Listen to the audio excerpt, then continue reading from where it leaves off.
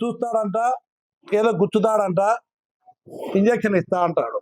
స్థానిక సంస్థల ఎన్నికలు వచ్చినాయంటే నిన్న జరిగిన ముద్దనూరు ఎంపీపీ ఎలక్షన్లోనే అర్థమైంది.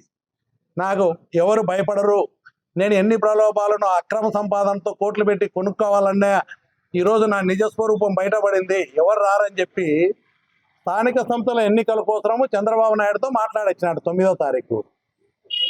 అరే స్థానిక సంస్థల ఎన్నికల కోసం చంద్రబాబు నాయుడు దగ్గరికి ఎందుకు పోతాడు? భయం పుట్టుకుంది ఆదినారాయణ రెడ్డికి. సార్ ఇక్కడ మమ్మల్ని మా జాతకం అంతా తెలిసిపోయింది, ప్రజలు చాలా కోపంతో ఉన్నారు, మళ్ళీ పులివెందల్లో చేసిన రాజకీయం చేసే తప్ప స్థానిక సంస్థల ఎన్నికలు గెలవలేమని చెప్పి చంద్రబాబు నాయుడుకి పోయి చెప్పుకుంటాడు. నువ్వు భయపడుతున్నావు, మేం కాదు. అంతే కదా, స్థానిక సంస్థల ఎన్నిక వచ్చిన భయం ఎందుకు? నీకు భయం పుట్టుకుంది, తిరుగుబాటు మొదలైంది, నీ అవినీతి అక్రమ సామ్రాజ్యంతో అనకొండల్లాగా తయారైపోయినావు. అందుకే ప్రజలు గుర్తించినారు కాబట్టి నీకు భయం పుట్టుకొని స్థానిక సంస్థల గురించి చంద్రబాబు నాయుడుతో మాట్లాడొచ్చినా నేను ప్రెస్లో మాట్లాడుతున్నాడు. అంటే భయం మాకు కాదు, నీకు పుట్టుకుంది భయం కాబట్టి చంద్రబాబు నాయుడు దగ్గర పోయి మొరపెట్టుకుంటున్నావు.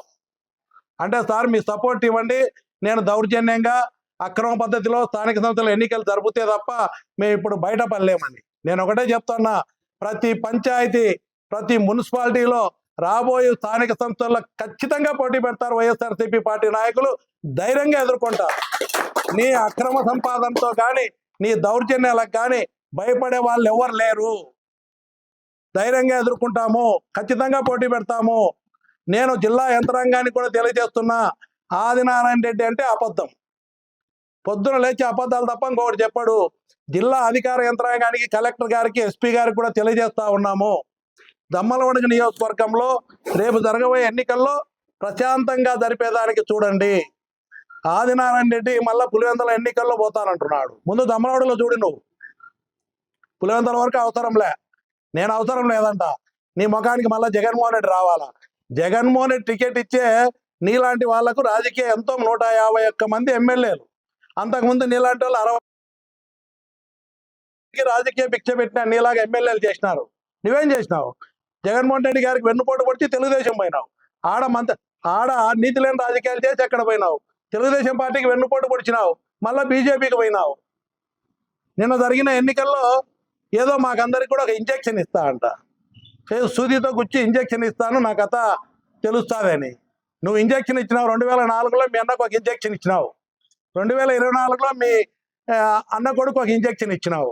2029లో నీకు ప్రజలు సూదితో గుచ్చి ఇంజక్షన్ ఇచ్చి రాజకీయ సమాధి కడతారు, నువ్వు గుర్తుపెట్టుకో. రెండవది చెప్తున్నా, నేను 4 సార్లు ఓడిపోయినావు అంటున్నావు. 4 సార్లు ఓడిపోయినా, మా కుటుంబం 5 సార్లు ఎమ్మెల్యేగా గెలిచాం. నీ చాప్టర్ క్లోజ్, మళ్ళీ రాసి పెట్టుకో. మళ్ళీ 5 టర్ములు మళ్ళీ మేమే ఉంటాం. వైఎస్ జగన్మోహన్ రెడ్డి గారి నాయకత్వంలో రాబోయే ఎలక్షన్ ఏదైనా సరే వైఎస్ఆర్సీపీ పార్టీ జెండా కంటిన్యూగా ఎగురుతూనే ఉంటుంది. 2029 నుంచి ఖచ్చితంగా జెండా ఎగురుతానే ఉంటుంది. నీకు 2029లో రాజకీయ సమాధి కడతారు. ఎందుకని నేను చెప్తా ఉన్నా, ఈరోజు అవినీతి అక్రమాలు దౌర్జన్యాలు చేసి ఒక లెక్చరర్గా చదువుకున్నావు, అన్ని చేసేది అక్రమ పద్ధతులు. నేనంతా పులివెందులో జరిగిన ఎన్నికల్లో అన్ని అక్రమ పద్ధతుల్లో, అప్రసామిక పద్ధతుల్లో చేసి local to global news at your fingertips. మీ చేతిలో ఒక ఆయుధం. Download raw TV app. Media legend Ravi Prakash is back.